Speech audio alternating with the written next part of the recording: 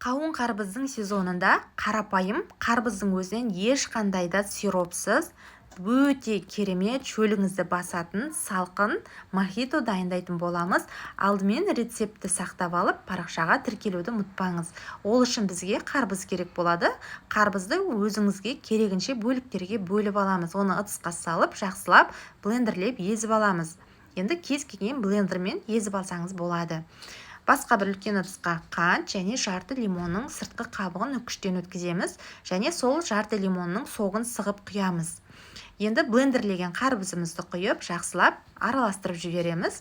Басқа үлкен ыдысқа осылай сүзгімен сүзіп құямыз. Сонда жаңағы қарбыздың дәнектері, барлық қалдықтары осылай үстінде қалатын болады сүзіліп.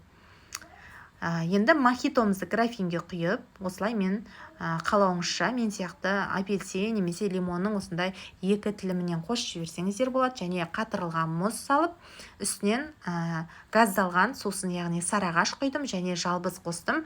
Енді қарбыздың мохитосы өте керемет дәмді болады екен. Міндетті түрде жасап көріңіздер.